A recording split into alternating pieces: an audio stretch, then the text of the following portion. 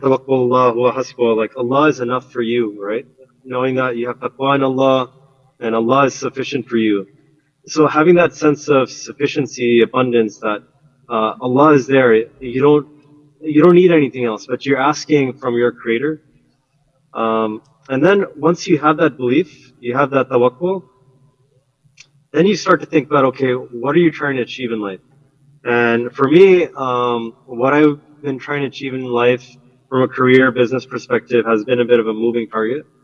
And that's why when Brother Hashim was probably introducing me, he probably shared all the different industries I've worked in. And alhamdulillah, with the help of Allah, I've been able to work in all these industries and I've had success, alhamdulillah. But what got me to those industries and to the role that I'm in today has been aiming high and asking Allah for help and then putting in the work. So first thing is belief. Build habits to increase that belief, like dhikr, dua, like Brother Hassan shared. Figure out what you want to do. Be very laser focused.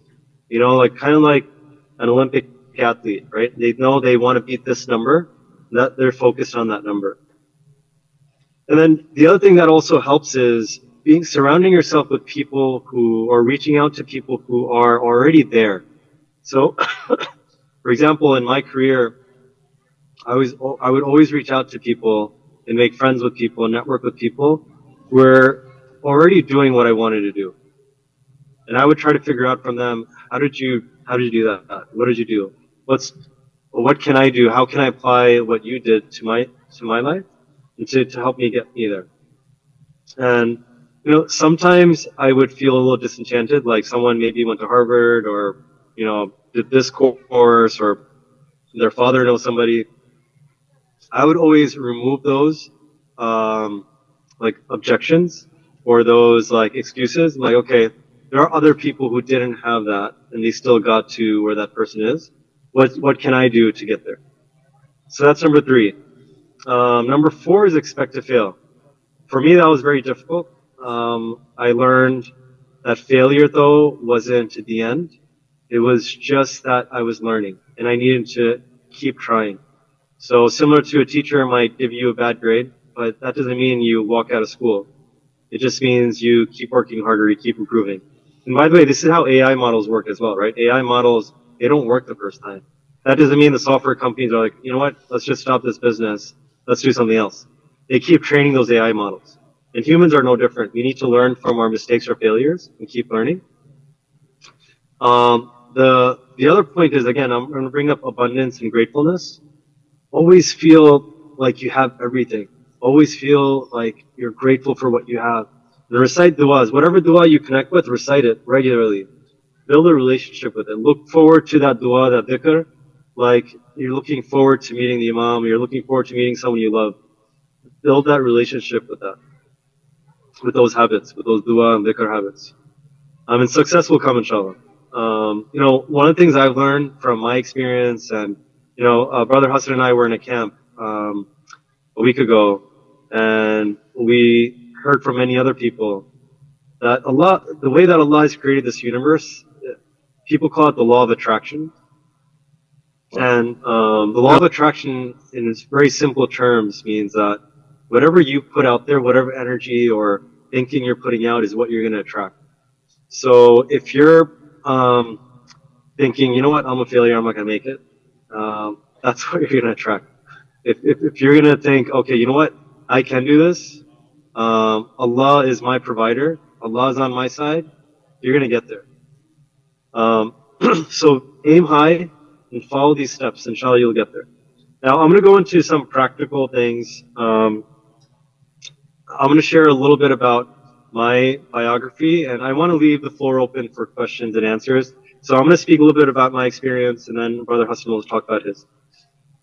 There was a point in my life where, I was married. I got married young, and we were, at a point we were so poor that I had to borrow money from a Hausa student, a Talibah, to just make it through the month. And just so I can pay my rent. And that's how, I guess, poor I was, right? Monetarily poor. And I keep thinking about that till this day, like, alhamdulillah, like that poverty taught me a lot. But I didn't give up. Being married and, um, it can feel very difficult for a man to have to borrow from others just to pay for the roof over your head. But it was also a reminder of our dependence on Allah, and also um, that that at the end of the day there will be a time when things will change. There is a light at the end of the tunnel. So in my career, I started off in shipping.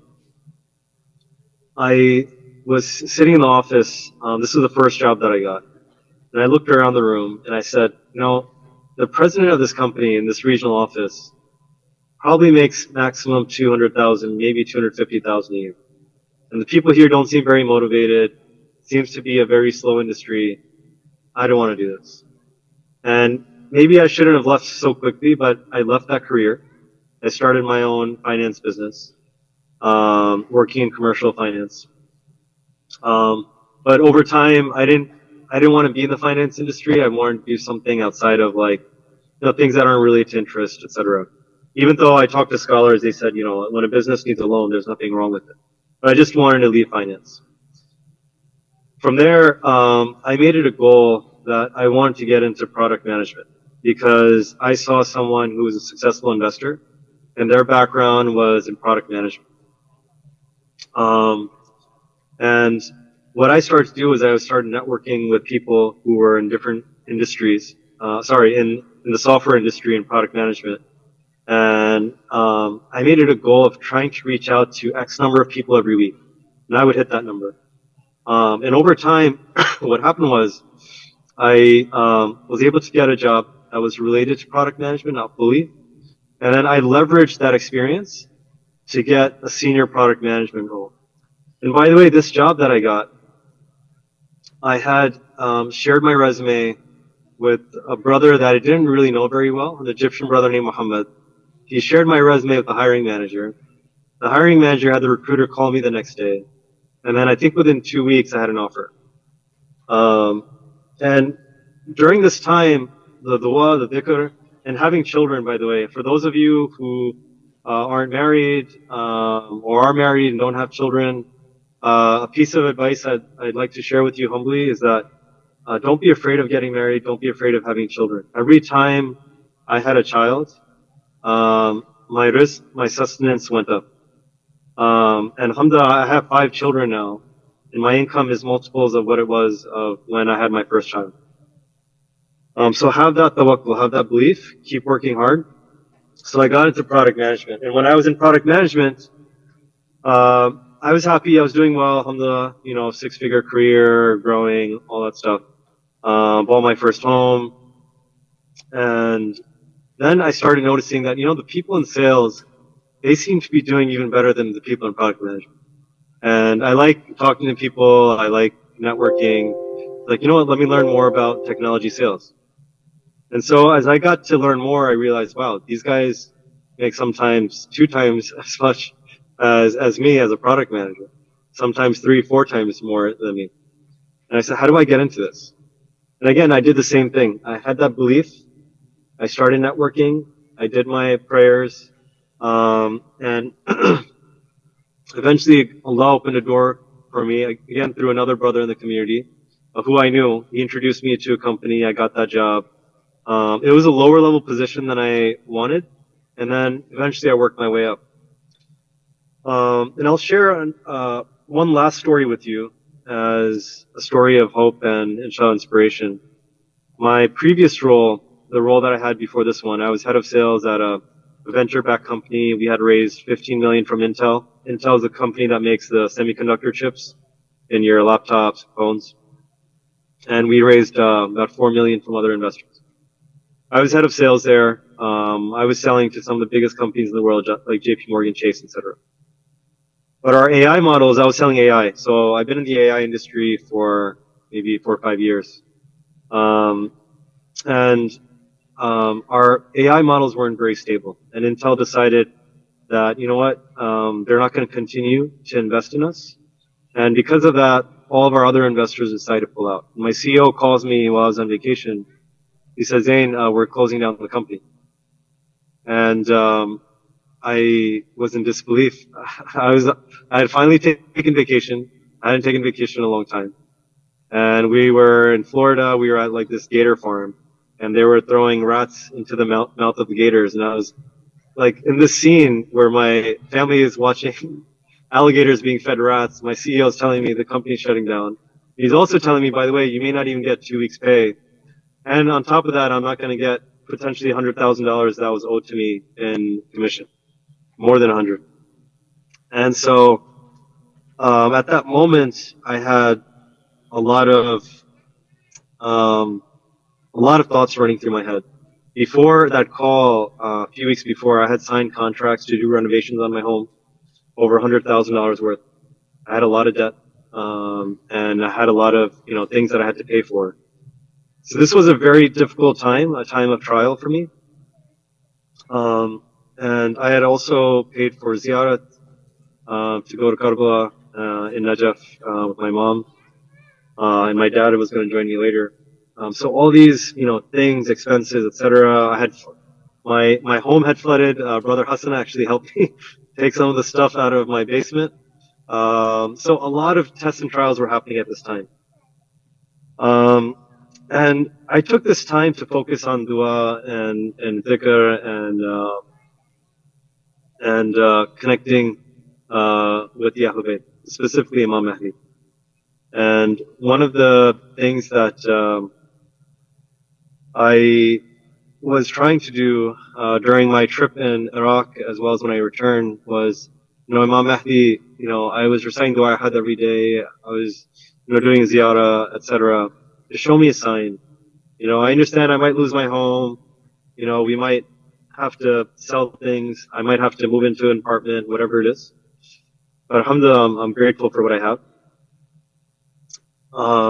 At this moment of gratitude and being okay with my state, all of a sudden, one of my friends was able to find an opportunity at a company I was applying to. He shared my resume with the hiring manager.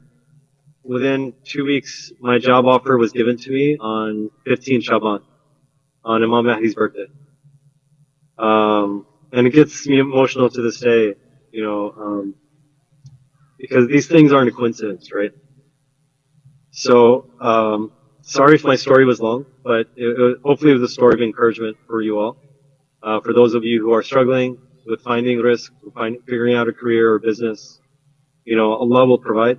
Build that connection, and don't worry about getting married. Don't worry about having children. Do what's good. And when you do good things, Allah will reward you with good things. And Brother Hassan, I'll pass it on to you, and then we can go into some of the jobs in the tech industry that I can talk about with the community, inshallah. Sounds good. Thank you, Zain. So I'll also relate to the audience my personal journey, which has a lot of similarity to Brother Zain's journey. So I'm originally from Iraq, and I was raised in Canada. I'm first generation immigrant in Canada. So I studied in Canada, finished my degree in bioinformatics, and then I went and studied a master's in pharmaceutical sciences from the University of Montreal. And subhanAllah, when I was doing my bachelor's degree, I didn't know what I wanted to do. I was in that field because I was interested in it, but didn't really know where I would land. And as I learned more, there was this idea in the back of my mind that I would like to work in finding therapies for patients, working in doing something good for the world. And again, this connection with, I think anybody needs to realize that rizq is not just, so finding a job or getting a career, it's not just about sustenance and making money and feeding your family, but it's about, if you connect it to a good cause, connect it to, I want to do something good for the sake of Allah, and I will get paid for it, it's much more meaningful, much more powerful. what I had in mind is I wanted to contribute in finding more therapies, making more health, making helping sick people that have a disease. And I had in the back of my mind that I should probably work in a pharmaceutical research setting. And subhanAllah, in my last year of college, as I was still graduating from my bioinformatics degree, um, someone reached out to me out of the blue without me really applying to introduce me to a pharmaceutical company job. At the time, it was a starting level role, didn't make a lot of money, but it was something that introduced me to the field that helped me gain the experience and knowledge as a junior analyst at a pharmaceutical company. That was back in 2008. I got married, had my first child, and in 2013, in 2012, as we were awaiting our first child and we were looking, to expand, find a larger place because now, we're going to grow our family. I lost my job, and this is the merits of working in America or in the West. There is no such thing as job security. And anyone who tells you that there are some secure jobs is not telling the truth. So in 2012, when I lost my job and we were expecting our first child, and this goes to what Brother Zain mentioned, which is very true. Anytime you have, a newborn, Allah has decreed that the rizq will come with that newborn. Every person that is born in this world comes with his own rizq, his own sustenance. And subhanAllah, I lost my job 6 months before the birth of my first son. And of course, it was a hard time. I was struggling, trying to find something else. And right after he was born, by about a month, subhanAllah, I found a job that doubled my salary, that required me to move into the United States. But it really doubled my salary. It opened up a new world for me. And that required us to move from Canada to Connecticut to the United States. With that came a few difficulties, of course, moving away from my family, moving into a new environment where we didn't know the community, but we continued struggling in the sake of Allah. Throughout this period, of course, gratefulness, as I mentioned earlier and as confirmed and emphasized by Brother Zain, is the most important thing. Just being grateful for whatever Allah has provided to you. So anything that you get, it's so important to live in gratefulness. And gratefulness doesn't just mean, saying Alhamdulillah or saying thank you Allah. That's of course a part of gratefulness. But gratefulness means much more than that. It means just being content, being happy with what Allah has provided, despite, if you look at others, you might find that they have more, despite the hardship that goes through getting this role or getting this job, just remaining gratefulness. Allah has said in the Quran, لَإِن شَكَرْتُمْ لَأَزِيدَنَّكُمْ. If you are grateful, I will give you more. This is a decree from Allah, and Allah's words are very precise and very clear. And so throughout this journey, despite the difficulties that we had in coming to a new environment, away from our families, having a newborn, having to raise a family, now, learning to become parents away from our families, despite all of that hardship, I think the most important thing that really helped us go through it was gratefulness. Fast forward to 2018. And in the field that I am in, which is pharmaceutical research, it is very fluid. So as I mentioned earlier, job security is not something that exists in our field because pharmaceutical research depends so much on finding new therapies, and there's patent laws that require companies to let go of their invention or their patent after 20 years of invention. So there's always this pressure on companies that you may lose your product, you may lose the product that you're selling because it goes off patent. And there's always this pressure that comes from the economy and the market that every now and then forces pharmaceutical companies to do layoffs, and a lot of people lose their jobs this way. So fast forward to 2018, the company that brought me to the United States, which was a German pharmaceutical company, which was we were working at the time on respiratory diseases, so diseases that impact the respiratory system, and we were working on inhalers. In 2018, upon the after the birth of my third child, I was informed that they will close my role and that I will lose my job by the end of the year. And again, now I have three children and a family to sustain. Again, you go into that hardship, and that's when you remember that Allah is the sustainer. Sustenance comes from Allah. And to Brother Zain's earlier point, it's all about believing in that. It's not just about saying it, but truly believing in that.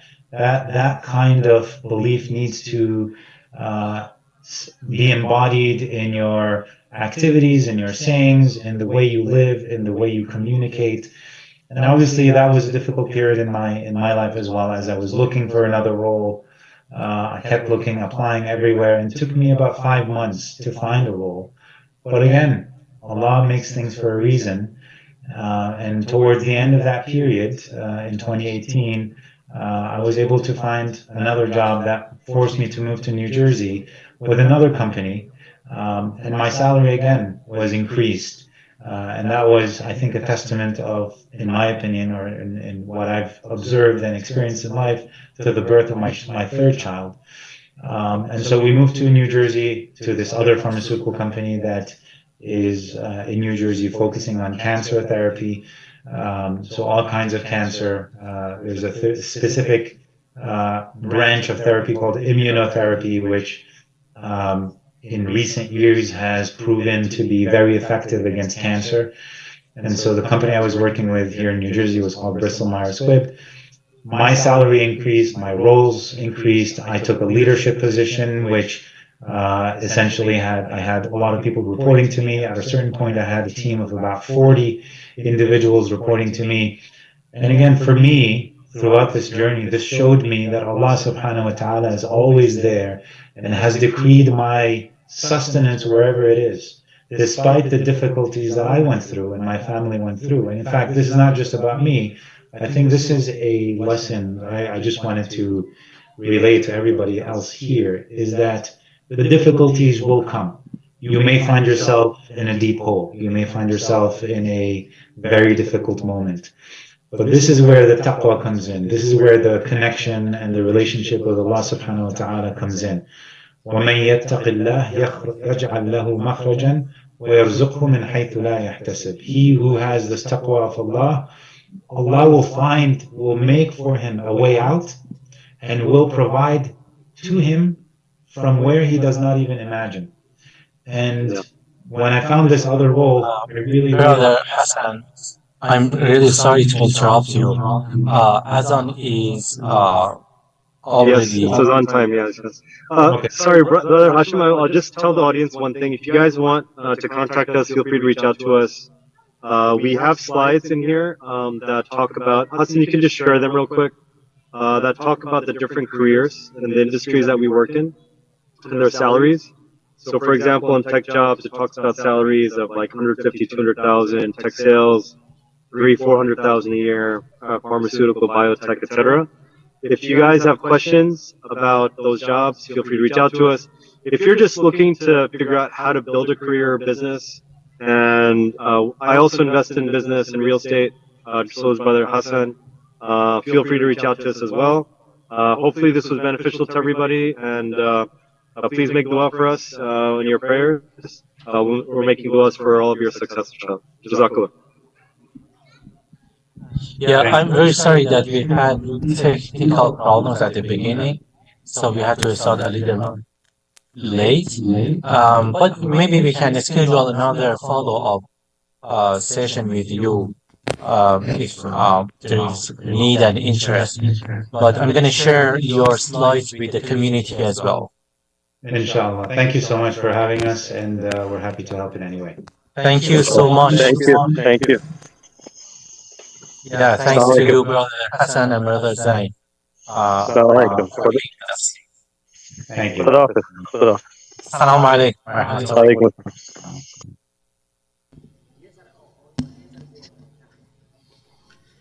لا حول ولا قوة إلا بالله العلي العظيم. سبحان الله والحمد لله ولا إله إلا الله والله أكبر. سبحان الله والحمد لله ولا إله إلا الله والله أكبر. سبحان الله والحمد لله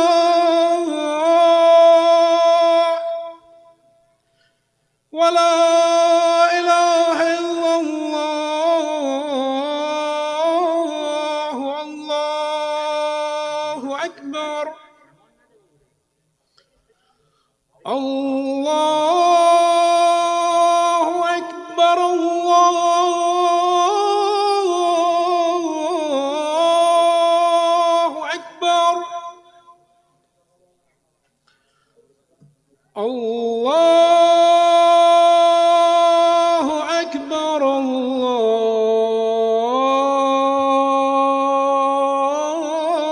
الله أكبر. أشهد أن لا إله إلا الله.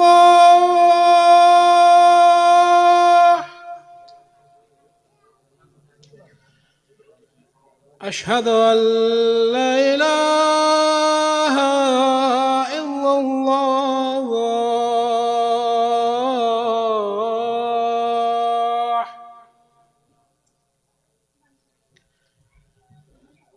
أشهد أن محمدًا رسول الله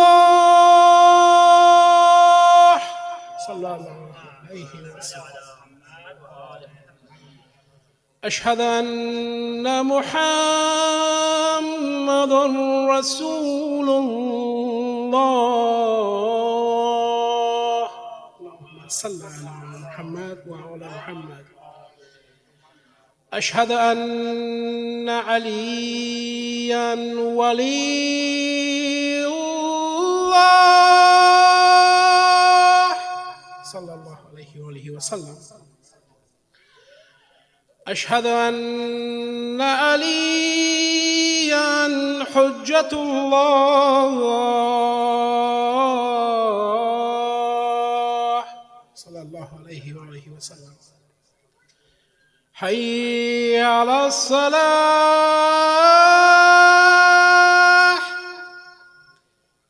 حي على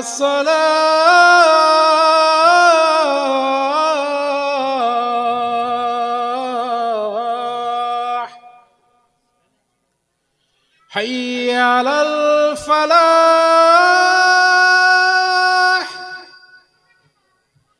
حي على الفلاح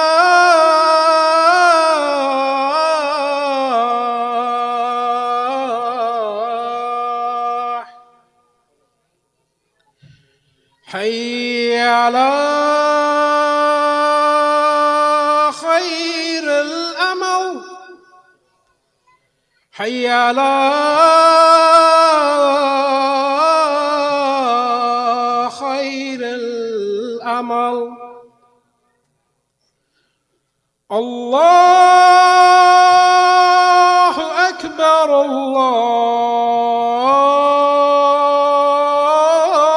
الله أكبر. لا إله إلا الله.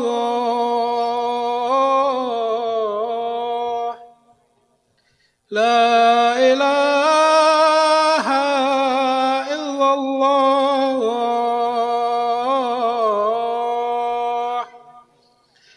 إن الله وملائكته يصلون يصلون على النبي يا أيها الذين آمنوا صلوا عليه وسلموا تسليما اللهم صل على